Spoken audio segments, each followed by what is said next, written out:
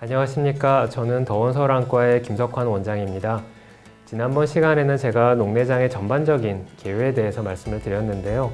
오늘은 녹내장이 좀 더 심화적인 그런 내용을 준비를 했습니다. 외래에서 녹내장 환자분들이 아주 궁금해하시는 내용들이 많은데 녹내장을 좀 더 깊이 있게 알 수 있도록 몇 가지 내용을 오늘 준비를 했습니다. 이번 편은 일종의 심화 버전이라고 생각해 주시면 되겠습니다. 네, 그렇습니다. 오늘의 제일 중요한 그런 질문이기도 합니다. 근시는 확실하게 녹내장의 발병 위험을 높입니다. 즉, 근시가 있으면 녹내장이 잘 생긴다는 의미고요. 또 여러 가지 연구에 따르면은 근시가 심하면 심할수록, 즉 눈이 나쁘면 나쁠수록 녹내장이 생기는 위험도가 점점점 더 높아지게 됩니다. 사실 근시는 한국과 일본 같은 동아시아에 흔해서 우리나라는 근시 환자가 대략 한 70에서 80% 정도나 됩니다. 그래서 지금 젊은 분들은 대부분 다 녹내장이 나중에 나이 들어서 생길 수 있는 그런 위험을 좀 가지고 있다고 그렇게 보시면 되겠습니다. 네, 아주 중요한 질문입니다.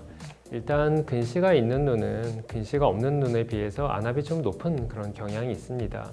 그래서 안압이 높으면 녹내장이 잘 생기기 때문에 우리나라에는 안압이 높지 않은 정상안압 녹내장이 훨씬 많습니다.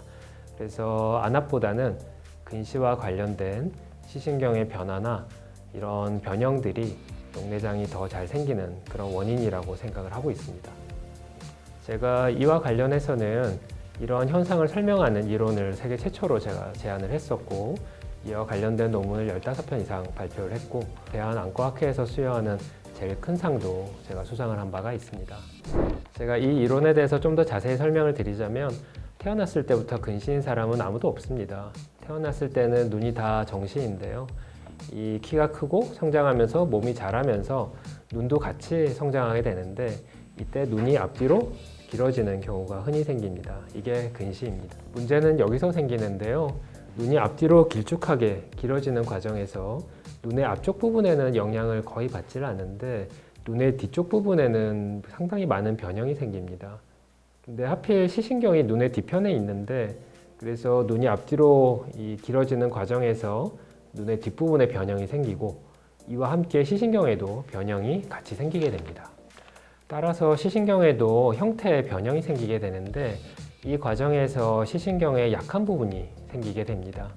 이 취약한 부분은 바로 녹내장이 되는 건 아니지만 오랜 기간 동안 약한 상태로 유지가 되게 되면 취약한 부위부터 시신경이 손상을 받게 되는데, 이것이 녹내장입니다. 이 안압이 정상인 경우에 보통의 시신경은 이 정도 안압을 견딜 수가 있는데, 근시로 인해서 변형이 된 이런 시신경은 남들한테는 정상인 안압을 견딜 수가 없어서 약한 부위에서부터 손상이 일어나게 됩니다.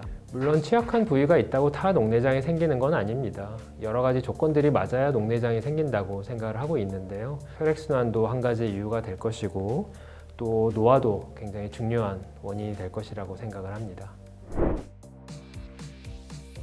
근시가 있다고 녹내장이 다 생기는 것은 아닙니다. 사실 근시가 있는 경우에 녹내장이 생기지 않는 분들이 생기는 분들보다 훨씬 많습니다. 그럼 어떤 경우에 녹내장이 생기느냐? 불행히도 그거에 대해서는 저희가 잘 알고 있지는 않습니다.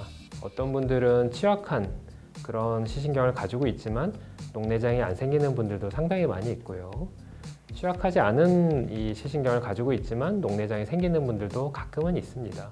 그래서 이 둘을 구별하는 것은 지금 상태에서는 불가능하기 때문에 오늘도 제가 계속 말씀을 드리지만 정기검진이 중요하고 조기검진이 중요합니다. 아주 다행하게도 근시와 관련된 정상안압 녹내장은 대부분 다 예후가 좋습니다. 적절한 시기에 잘 진단을 받아서 또 잘 치료를 받으면은 이 근시로 인한 정상안압 녹내장에서 문제가 생기는 경우는 아주 드물다고 보실 수 있겠습니다. 하지만 그렇다 하더라도 이 근시로 인한 정상안압 녹내장에서도 이게 치료를 하더라도 나빠지는 경우도 있기 때문에 무엇보다도 이 전문가한테 치료를 받으시는 게 좋겠고, 또 근시가 있는 분들은 꼭 주기적으로 정기 검진을 받으셔서 혹시 있을지도 모르는 정상안압 녹내장을 꼭 발견하시도록 하셔야 되겠습니다. 제가 오늘 환자분들께서 궁금해하시는 녹내장의 심화 내용에 대해서 몇 가지 말씀을 드렸어요. 근데 아직도 제가 말씀드리지 않은 내용들이 아주 많습니다. 환자분들이 궁금해하시는 내용들을 가지고 제가 앞으로도 많이 말씀을 드릴 테니까, 또 평소에 궁금하셨던 게 있으면 댓글로 달아주시면 저희가 보고 또 그에 관련된 내용을 준비해 보도록 하겠습니다. 구독과 좋아요 눌러주세요.